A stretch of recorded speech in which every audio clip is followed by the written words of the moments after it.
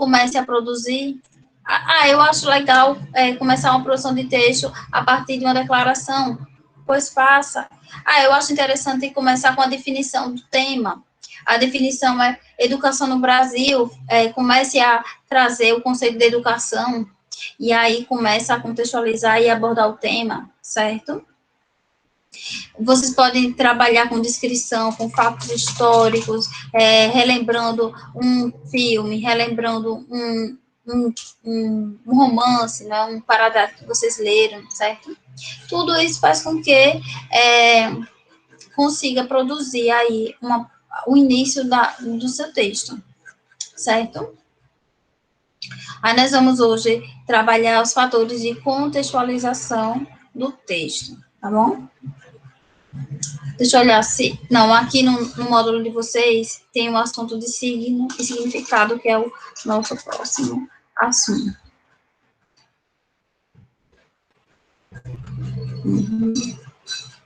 De atividade, é aquela lá mesmo. Na página 20 e pouco, né, que eu disse a vocês. Vou fechar aqui. Depois eu retorno aqui para o módulo, para que nós possamos ver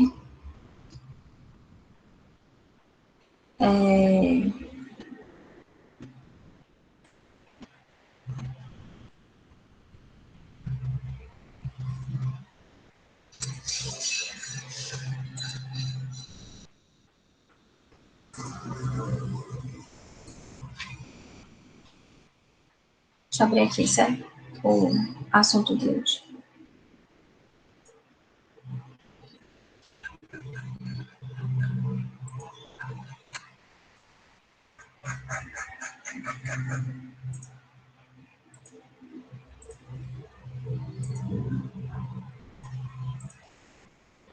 Pronto, olhem. Aqui nós temos os fatores de coerência, né? Os fatores que tornam o texto coerente. Não é à toa, né, que eu escrevo um texto. Não é à toa também que eu leio um texto. Eu tenho uma finalidade e eu tenho um alcance para utilizar esse texto, escrever, produzir, né? A partir do momento que eu peço, turma, leia o texto motivador, eu tenho uma intenção, né? Eu quero que vocês leiam para ter uma abordagem melhor sobre o tema.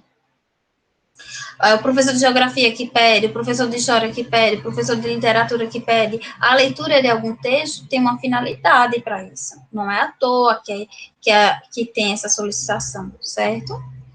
Então, enquanto os fatores de coerência também tem os fatores que enquadram, que organizam, que situam, que colocam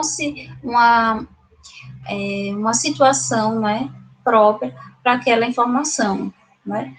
A sua produção de texto dissertativo argumentativo, não é à toa que vocês escrevem, né? Vocês produzem esse texto com uma finalidade, com um intuito, né? Então, vamos conhecer um pouquinho aí, aprofundar um pouquinho da teoria desses fatores de coerência, certo? Tem aqui, conhecimento linguístico.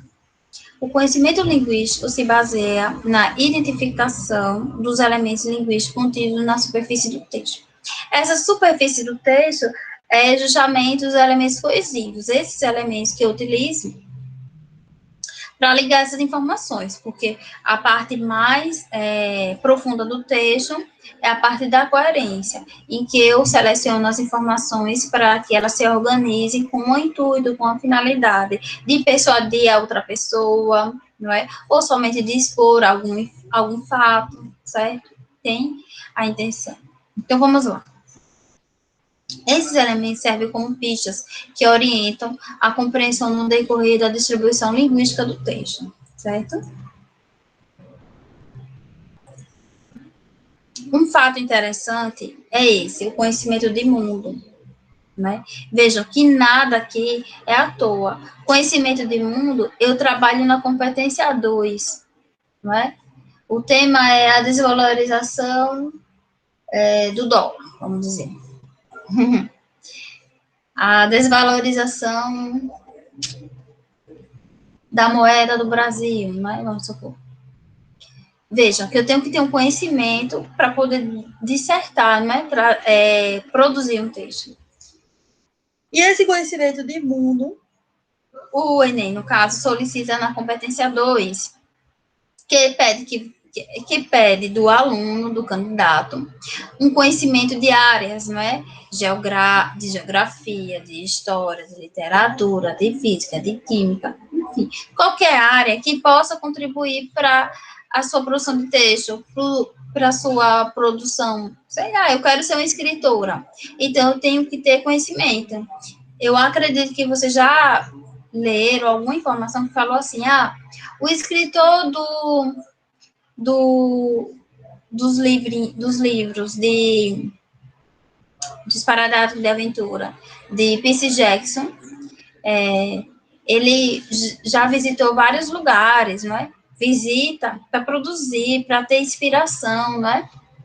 Para conhecer o lugar, não é? Muitos desses autores, né, conseguem fazer isso, e por isso que tem tanta realidade ali, né? Realidade misturada com fantasia, né? Que consegue persuadir o leitor, né? E prendê-lo. Então, isso é uma tática, é uma estratégia.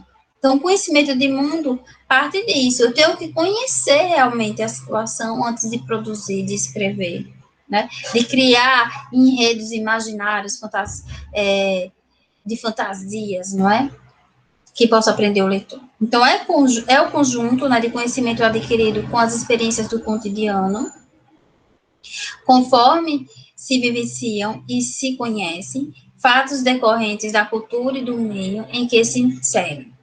Esses conhecimentos são armazenados em nossa memória como modelos cognitivos que são ativados quando o receptor se depara com um determinado texto, cujos esquemas plano, scripts, né, estruturas são assimilados por ele, né? Então, tenho que conhecer antes de produzir.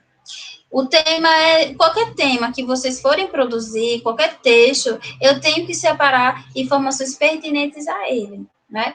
Para que possa, de forma global, ter coerência, né, nesse texto. Veja, conhecimento partilhado, né? É o conhecimento comum entre produtor e receptor, nós já vimos, né? Aquele que emite o texto, aquele que faz o texto, aquele que começa com a comunicação, né?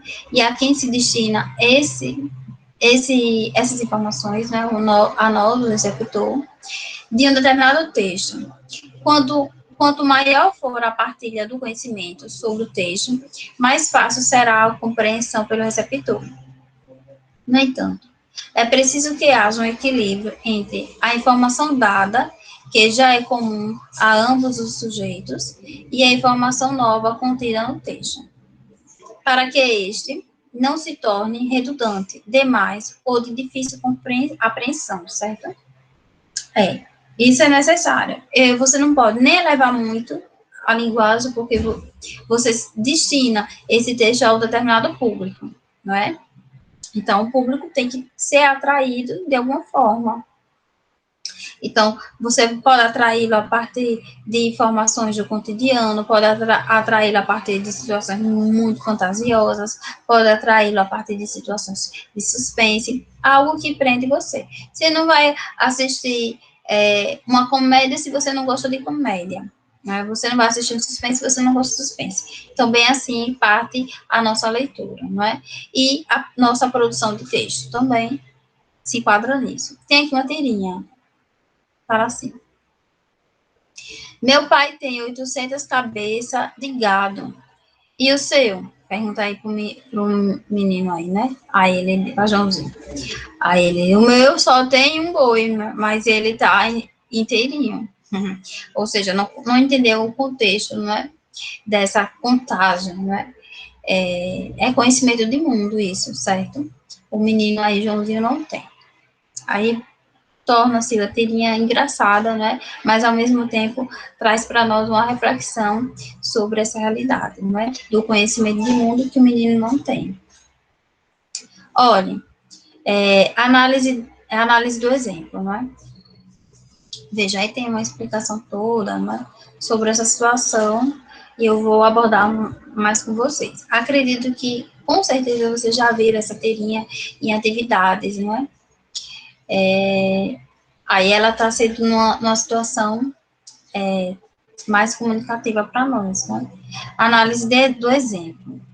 Para que ocorra a assimilação dos elementos linguísticos presentes no texto, é preciso que o receptor detenha, né, desse conhecimento dos mesmos e consiga conjugá-los. Vejam, a partir do momento que eu pego um livro, qualquer livro, eu vou começar a ler. Aí tem lá palavras que eu não entendo, tem lá contexto histórico que eu não lembro, tem lá fatos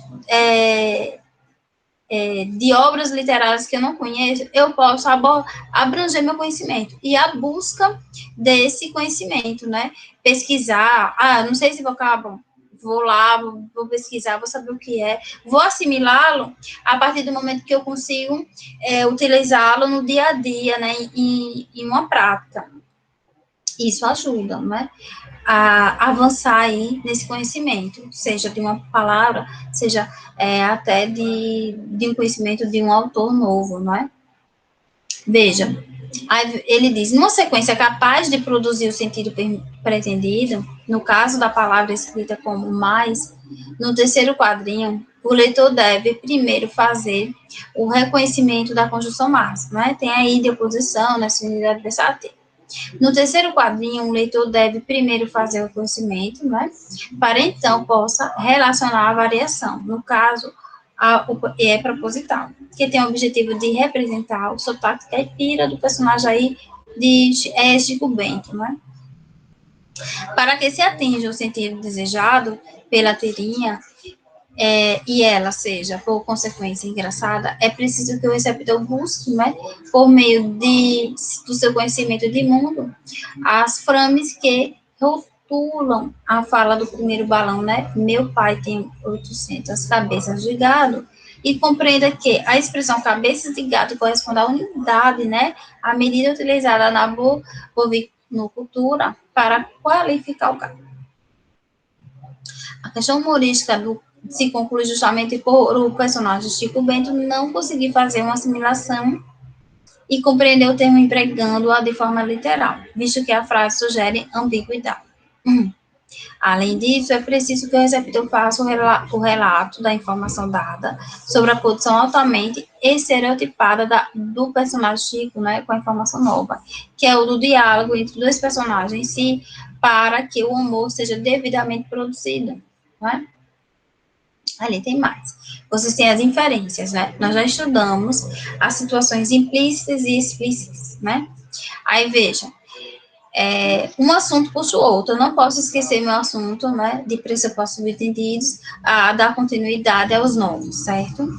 Descreve determinadas operações cognitivas que se desenvolvem ao entrarmos em contato com algum texto. Vão desde a identificação de elementos anafóricos até a construção de esquemas ou modelos mentais de textos. Acrescentam informações do texto, permitindo-nos captar o que não está dito de forma explícita, não é fácil. São, portanto, deduções baseadas tanto na pista dadas pelo próprio texto, como pelo conhecimento que o leitor possui, certo? Agora nós vamos entrar nos fatores de contextualização de um texto. Se é contextualização, é porque diz assim, eu não posso jogar a informação meramente em um texto sem produzir, sem produzir um conhecimento de mundo meu, né, diante daquela informação com o tema. Né? Isso é fato.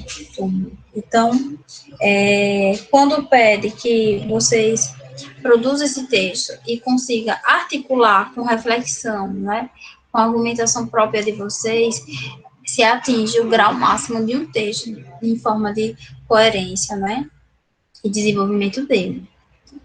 Aí vejam, dividem-se entre os contextualizadores propriamente ditos e os perspectivos ou prospectivos. Os primeiros são fatores que situam, né, o texto, local, data, elementos gráficos, assinatura, não é? E aí nós vamos ver gêneros textuais que traz isso mais fielmente delimitado, né? Por exemplo, um artigo de opinião, eu posso identificar, não é? Identificá-lo, não é? Com assinatura. Com fatos e opiniões, não é? E eu posso até utilizar a primeira pessoa no artigo de opinião. No artigo de opinião. Veja, um diário, eu posso trazer local, data, não é? Assinatura. E serve também para dar credibilidade ao mesmo, não é? Já os prospectivos são aqueles que sugerem ou não admitam informações sobre o conteúdo, por exemplo, título, autor, início do texto, que podem ser confirmados ou reformuladas com a leitura integral de um texto, tá?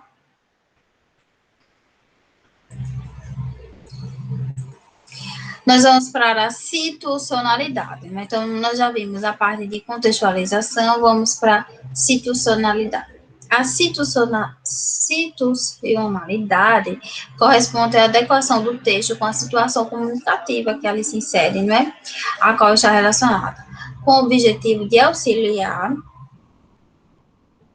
na construção da coerência.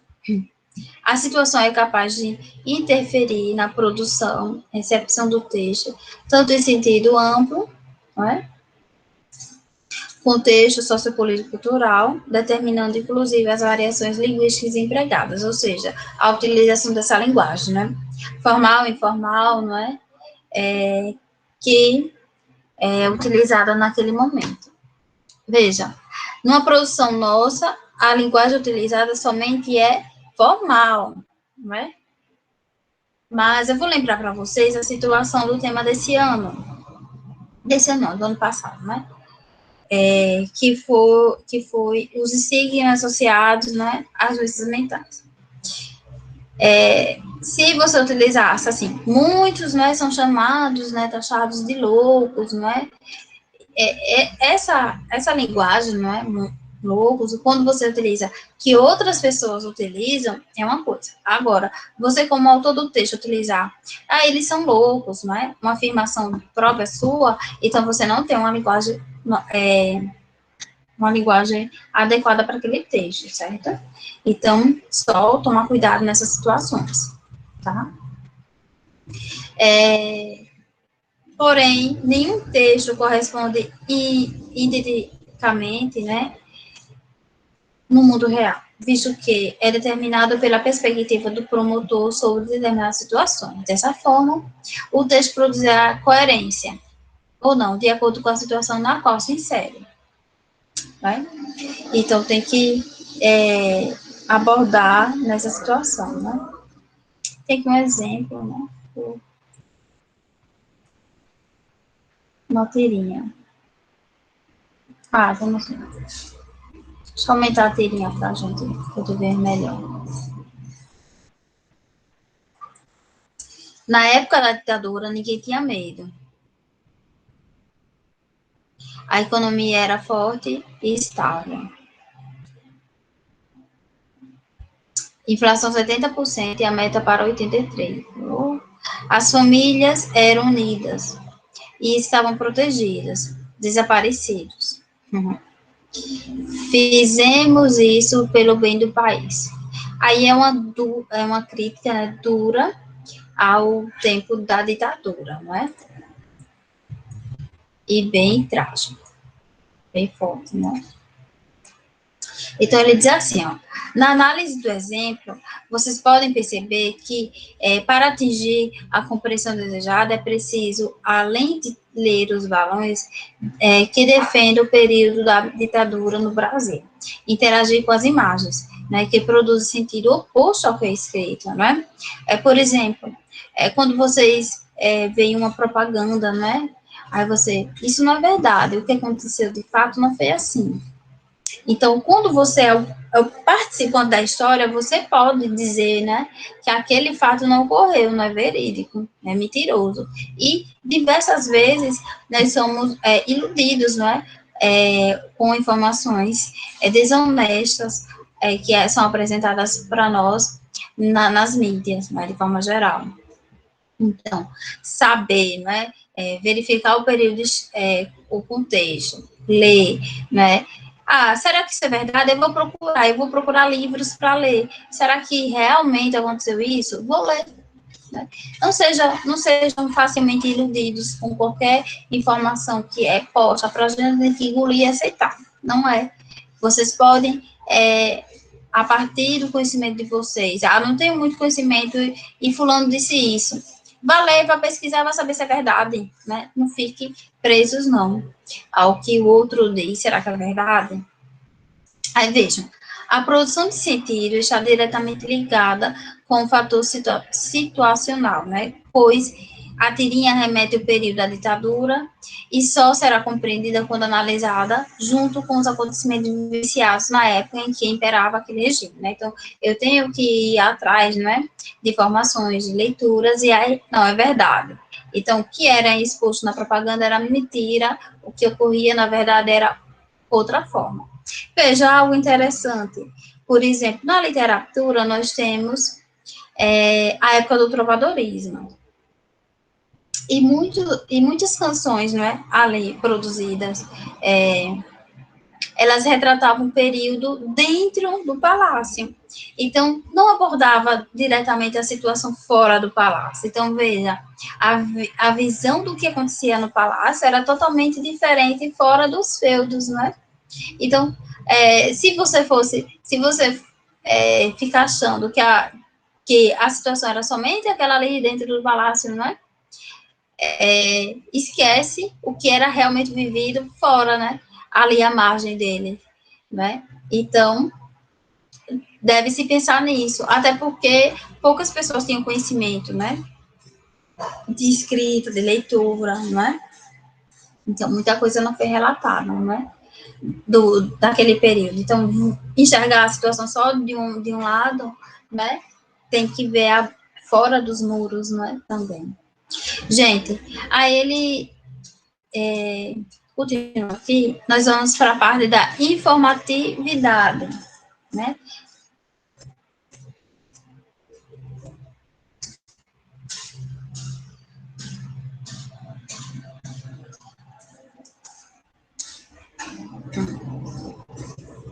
Turma, aí nós temos aí a informatividade, certo? Alguém gostaria de ler? De participar? De perguntar alguma coisa? De falar algo? Se não é outra coisa. Nada? Bem, a informatividade fala o seguinte: é o que determina o grau de previsibilidade da informação de um texto. Vejam, o interessante é que vocês falem, porque eu tenho que fechar aqui para poder ver se alguém enviou alguma mensagem, entendeu? Eu não vejo assim. Falar. Ah, tá. Eu vou começar. Ela tá preta. Uhum. Não, é porque eu fechei. Quando eu venho olhar aqui o chat, fecha, entendeu? Aí eu tenho que fechar ali a apresentação e colocar de novo. Ele não fica assim, tipo, eu não vejo vocês e ao mesmo tempo aqui a parte que eu estou apresentando. Quando eu coloco para apresentar, eu só vejo. Por que a senhora não divide? Tipo, diminui o tamanho da guia e põe de um lado da tela e aí bota a outra do outro lado da tela. Vai ser tudo na mesma página. Mesma página. Deixa eu olhar se eu faço. Vou tentar, viu? Viu?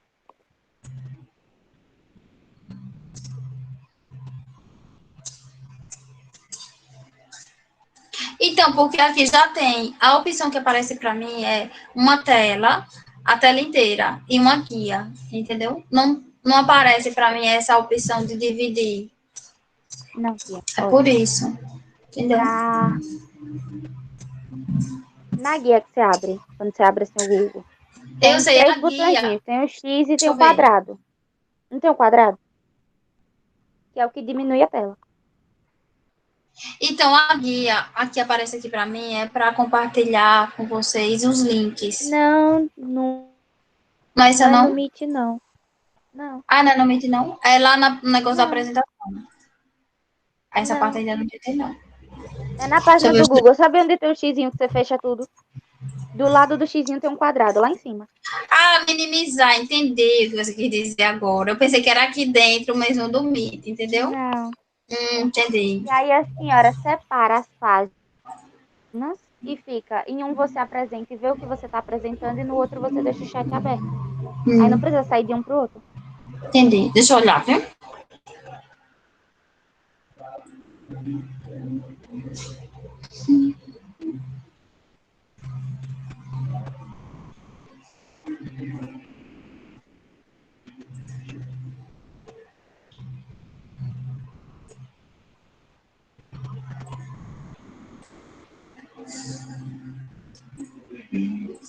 Eu vou compartilhar aqui a próxima. Eu sei, mas não fica não direitinho. Depois eu olho para ver se quando eu minimizo. Assim, pronto. Vocês estão vendo? Sim. Pronto. Ok.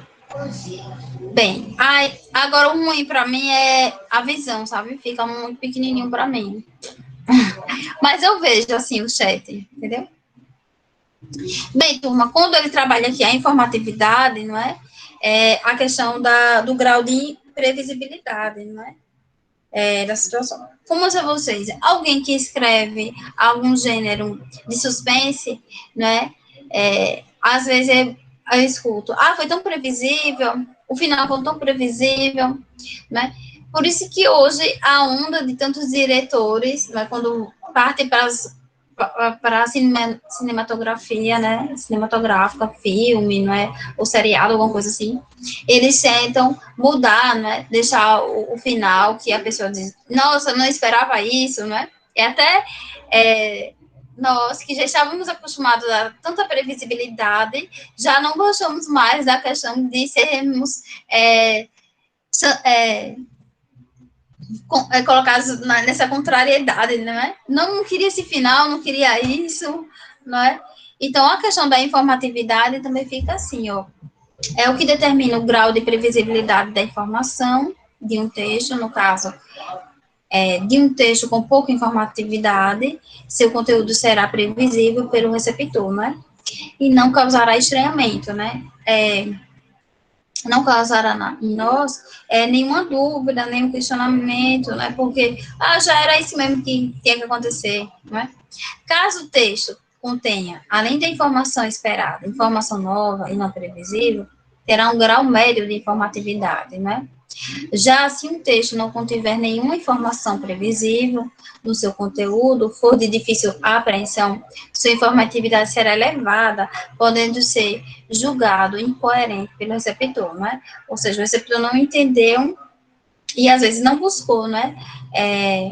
Ampliar aí a informação, o conhecimento, né? Por exemplo, eu assisti um filme aí, eu cheguei ao final, entendi, mas eu queria esse meu entendimento batia, né, casava, né, com alguma resenha, né, então eu vou lá e procuro, né, ver, não é, ou às vezes eu também não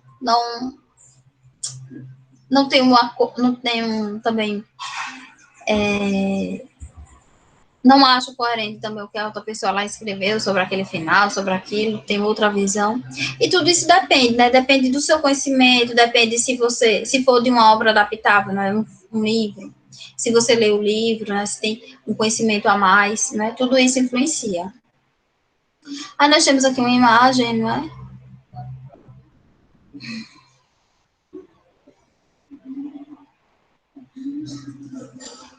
Aí vamos lá, análise do exemplo, né? Tem aí, para caracterizar o funcionamento do ciclo de reprodução de um pinheiro do Paraná, né? O texto apresenta um conhecimento científico, não é? Muito específico, contendo informações imprevistas, né? Algo novo, algo que surpreenda você, né? Pelo receptor comum que cita traduzem em um grau elevado de informatividade, né? Se o grau é tão além da nosso conhecimento de mundo, eu tenho que ir à procura de mais informações, não é? Por exemplo, se o texto de vocês, de produção textual, for além do que foi solicitado, nossa, aquele aluno conseguirá uma nota muito boa, né? Porque ele conseguiu produzir algo além do esperado, certo? Olha aí, caso o receptor seja estudante ou pesquisador da reprodução do pinheiro do Paraná, para ele não será surpresa, né? Para ele será um grau de informação muito baixo. Mas para nós que não tem conhecimento nenhum, né, específico disso, vamos supor, para alunos ou professores ou estudantes ou pesquisadores na área de biologia, não é nada de algo novo. Mas para nós que não somos os pesquisadores, estudantes mais profundos, vai ser algo novo, vai surpreender, não é?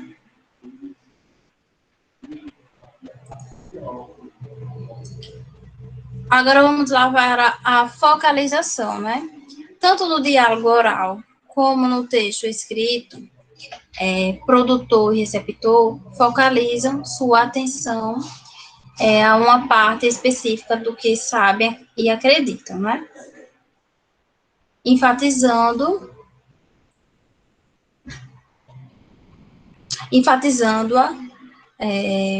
o receptor depende das crenças compartilhadas, né?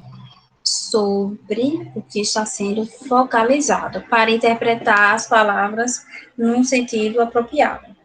Assim como o produtor precisa focalizar seu texto para estabelecer um campo comum, né? Caso contrário, poderão surgir equívocos e falha de interpretação. Portanto, a produção do sentido é influenciada pela focalização e vice-versa. Né? Esse diálogo tem que ser claro.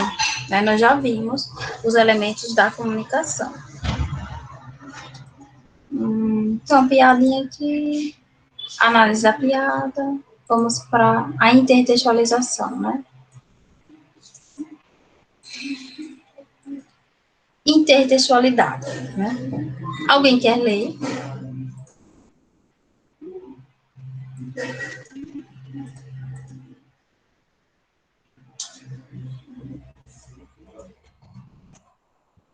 Eu posso ler, quer que eu leia? Pode. Deixa eu só arrumar aqui para você quando vir para que esse shake. É porque aqui a interpretação.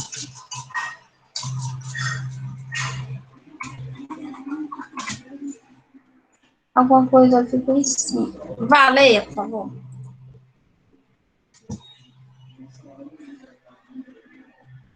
Professora, tem uma parte ali em Oi. preto. Tem uma parte ali que tá em preto.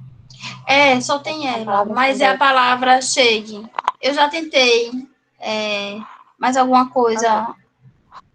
Vá. Intertextual. Ai, meu Deus do céu. É Só a palavra aí do intertextualidade. título. É. Ocorre quando há necessidade de se recorrer conhecimento prévio de outros textos a processamento cognitivo para que se chegue à interpretação desejada, podendo ser de forma ou de conteúdo. Intertextualidade de forma ocorre quando, num determinado texto, há elementos ou trechos de outro. Já o conteúdo relacionado ao texto e diz respeito ao conhecimento de mundo do receptor para relacionar textos que dialogam entre si, podendo se apresentar de maneira implícita ou explícita. Pronto, mais uma vez, ó. Implícitas e explícitas, vocês vão relembrar, né, o assunto de pressupostos e subentendidos, o que está facilmente relacionado lá no texto, o que eu posso, até onde eu posso fazer aquela interpretação, não é? E o que está além daquele texto, não é? Vejam, quanto à intertextualidade, eu tenho que lembrar, por exemplo, vou trazer o que é mais comum hoje, não é? Que vocês facilmente já viram uma reprodução, uma intertextualidade daquele poema de Gonçalves Dias, né? Minha terra tem palmeiras, onde canta sabiá, a terra que gojeia, não gojeia como lá, em cima aqui sozinho, né? Mais prazer eu encontro eu lá, né? Esse essa poesia aí de Gonçalves Dias, né? Iniciando lá a poesia do nacionalismo, né? O valor à pátria, né? Ele é intertextualizado em vários outros textos, né?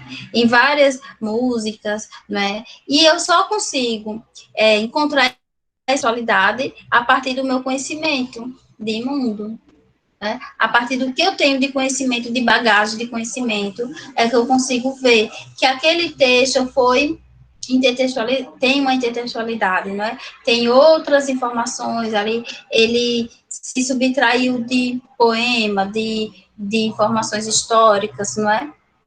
Para ser produzido, né? Então, o texto ele tem que ter essa intertextualidade, né?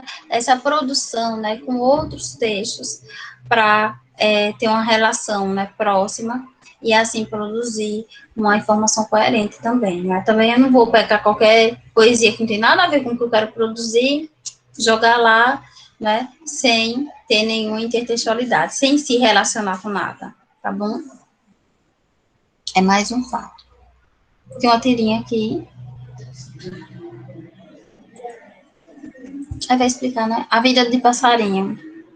Sabia que ele, se eu tivesse talento, faria um belo poema, mas eu, uma pedra no caminho do caminho. E agora?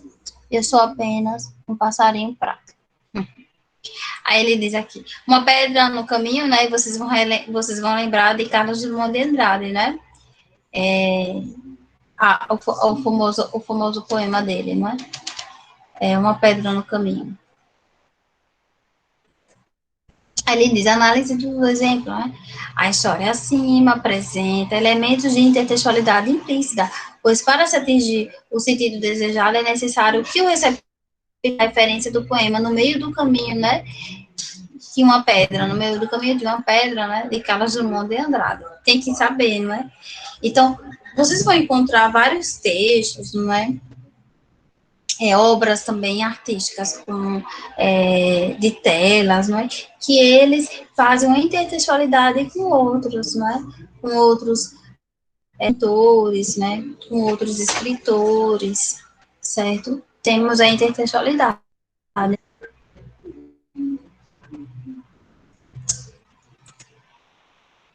Nós temos também a intencionalidade e a aceitabilidade, não é? Alguém gostaria de ler?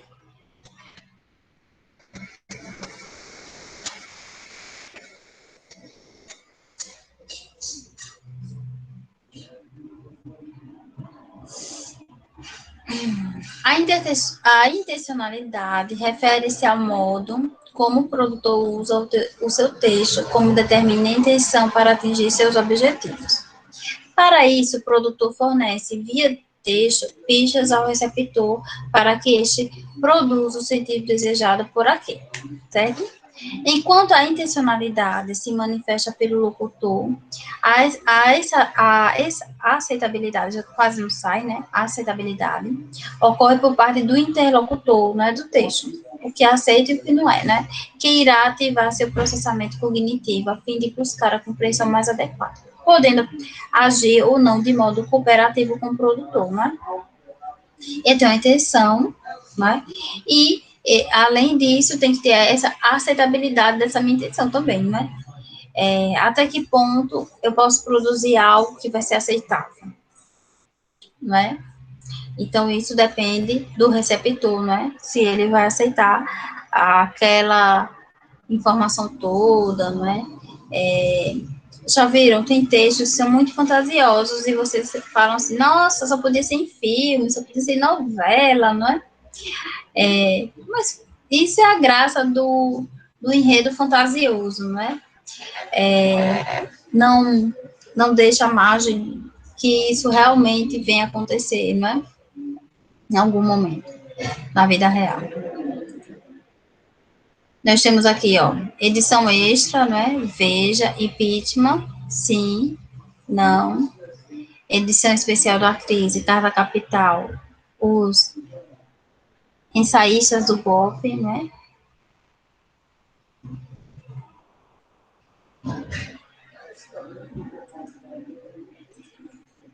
Análise do exemplo, vejam só.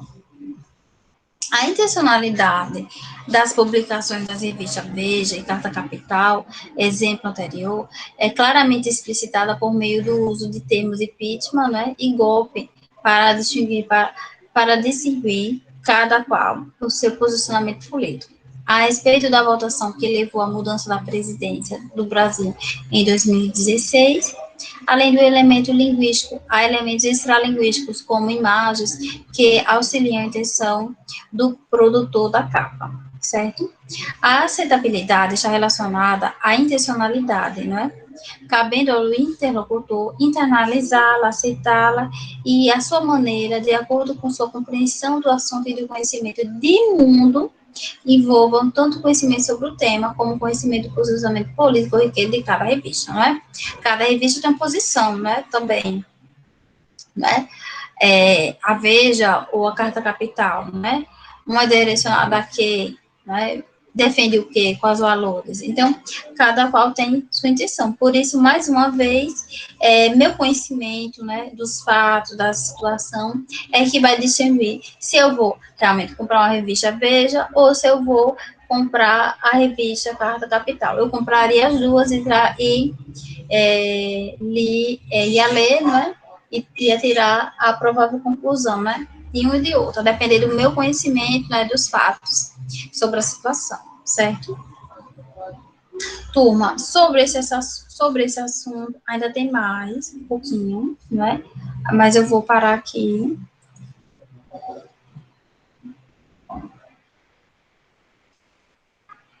Certo, Raíssa. Tudo bem. Eu vou trabalhar com vocês agora o tema da semana, tá?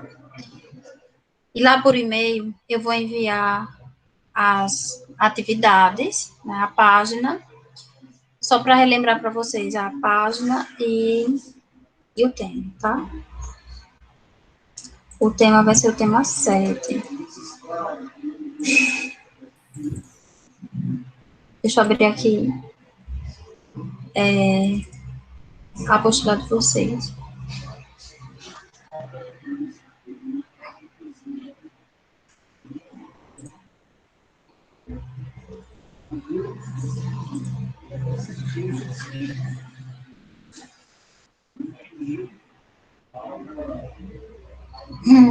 Nunca acaba mesmo. E aí, vamos lá. Na página do módulo de vocês, é o tema 7, certo? Tem as atividades aí que eu quero que vocês respondam, tá? Mas eu reforço com vocês no e-mail, tá? Enfim. Tem umas atividades de coesão e coerência. Temos aí as formas de introdução. Dá uma revisada, revejam, certo? E vamos ver o tema da semana, que é o tema 7. O tema 7 é mais ou menos na página... Aqui na minha apostila está na página 36. Eu acredito que na página de vocês devem estar antes, na página 30, porque muitas questões eu respondi no módulo e acabei alterando aqui a página, tá? Falando nisso, deixa eu colocar aqui para carregar, senão vai descarregar, olha. Só um minutinho.